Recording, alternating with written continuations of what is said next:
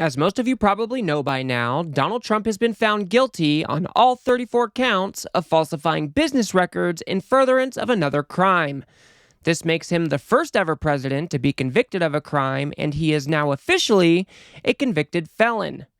But instead of taking accountability for his actions, or showing just an ounce of remorse, Donald Trump and his MAGA minions are spinning a web of lies in hopes of deceiving their voters before the November elections. But we cannot forget, Donald Trump was convicted by a jury of his peers. This was a jury that was selected by not only the prosecution, but by Donald Trump and his own legal team. And before that, it was a grand jury of regular Americans that handed down the indictment after looking at all of the evidence.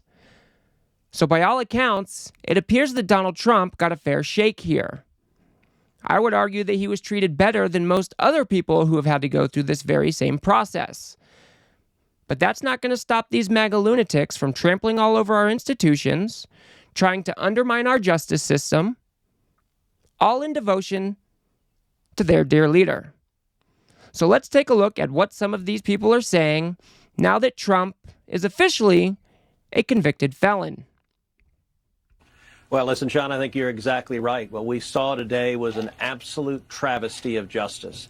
This was not law. This was not criminal justice. This was politics. This was a political smear job. This was an attack job. This is what you see in banana republics. And it is, I am both furious and heartbroken at the same time. I'm furious at what we saw, but I'm also heartbroken for the rule of law. I'm heartbroken for our justice system. You know, last night I was on with you, and I suggested maybe there was hope for the jury. Maybe one juror would hold out. And I got to say, you shook your head and said, no, New York is too far gone. I'm sorry to say, Sean, you were right. There was not 1 out of 12 who stood up and said, this is garbage. This is election interference. These are lies. This is a kangaroo court.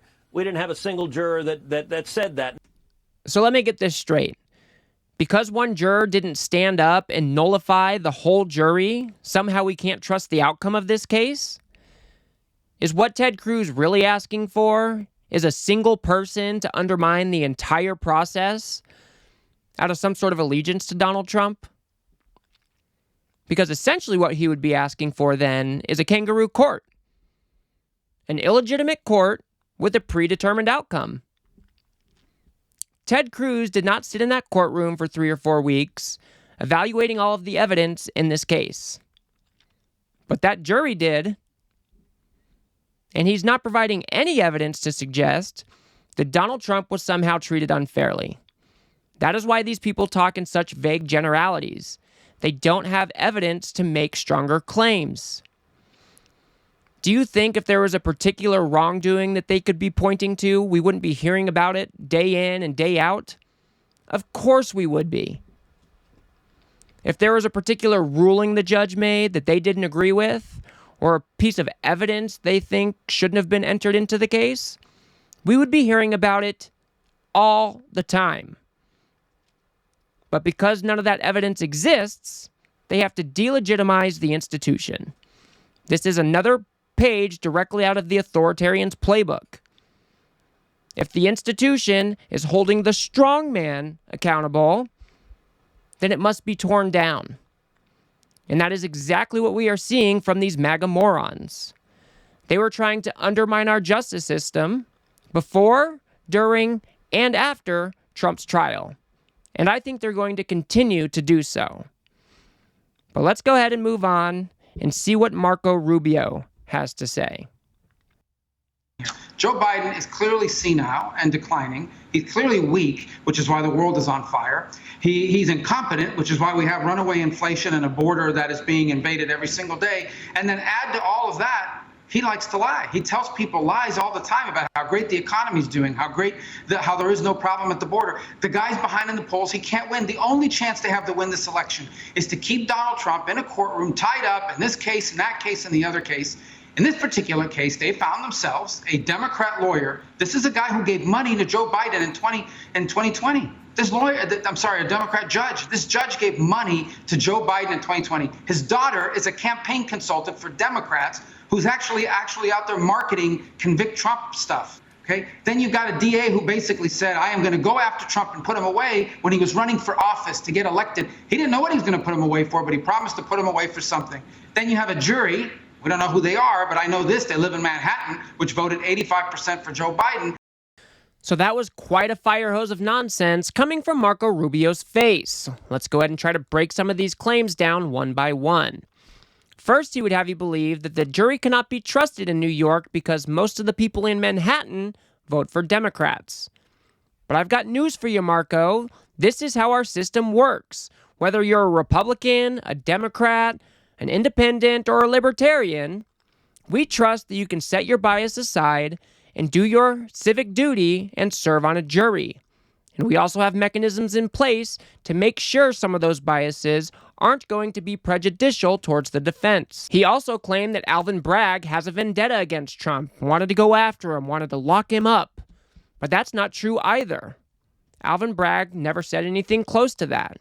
In fact, he was quite measured when he came into office and said he would have to evaluate all of the evidence before he made a decision on whether or not to bring charges against Donald Trump.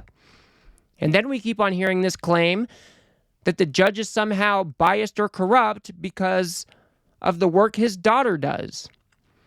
His daughter works for an advertising agency that does work for Democrats. That doesn't mean the judge is responsible for the work of his daughter, or vice versa.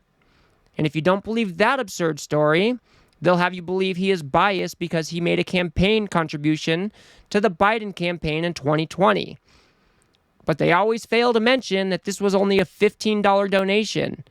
And he took that to the advisory board of judicial ethics, and they determined that this wasn't going to warrant recusal. And the best claim of them all, Marco Rubio made, was that Joe Biden is the most senile man you ever did see. He can't even find his own way off a stage at a campaign event. But then he wants you to believe that he's the mastermind that is coordinating this huge election interference scheme to make sure Trump is not elected in November. You don't get to have it both ways. These people are unserious and they're making unserious claims. If you want to bring me hard evidence that members of the jury were biased against Trump, or if you want to find evidence that the judge was biased against Trump, bring me hard evidence. You don't just get to spin all of these crazy conspiracies without providing a lick of evidence.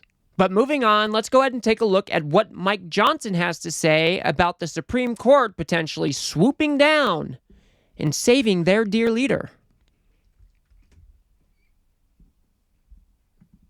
Well, there's a lot of developments yet to come, but I do believe the Supreme Court should step in. Obviously, this is totally unprecedented, and it's dangerous to our system. I mean, we've all discussed this before, and you all talk about it all the time.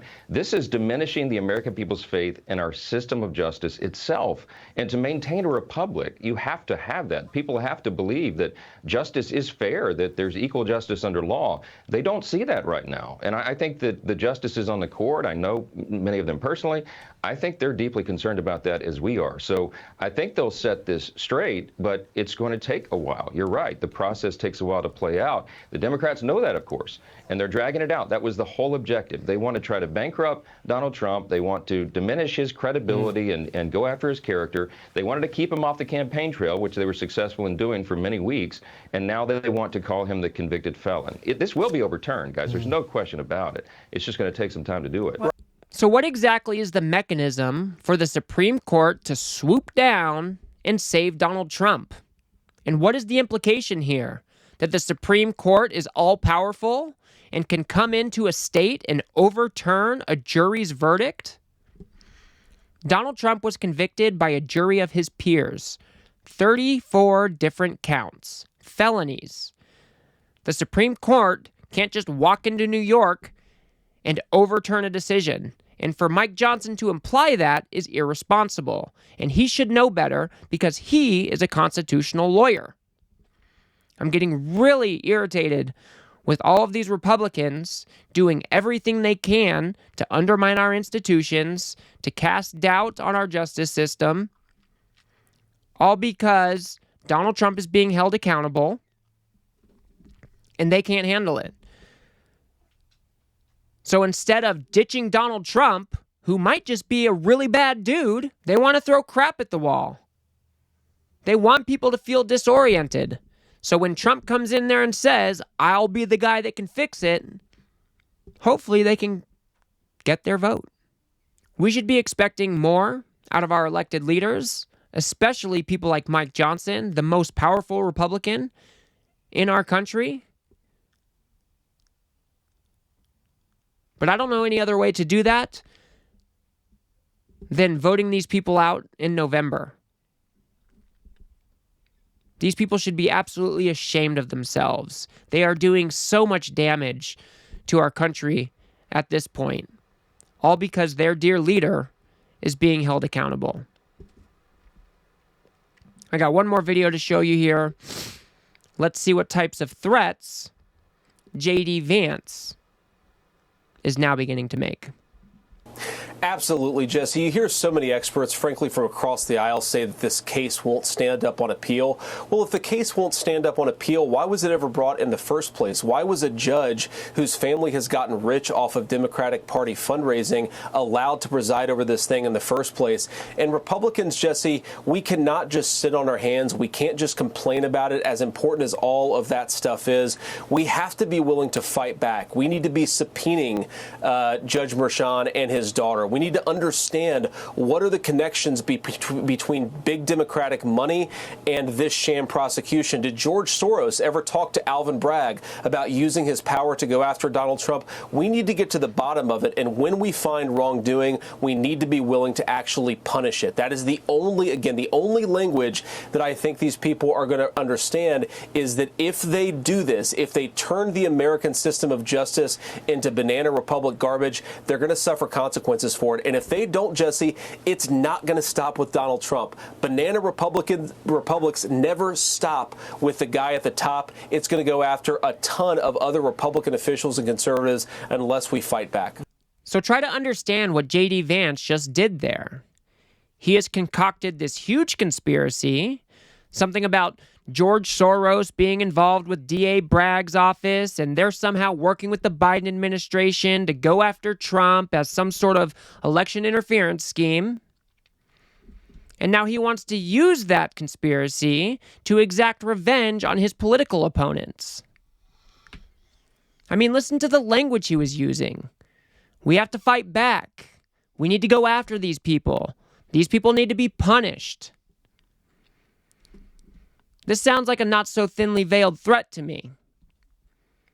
So if Donald Trump gets back into office, we need to be prepared for him to start locking up his perceived enemies. I'm getting so sick and tired of Republicans drumming up all of these conspiracies and then using them as a pretext to go after their political opponents, to start investigations, to write legislation.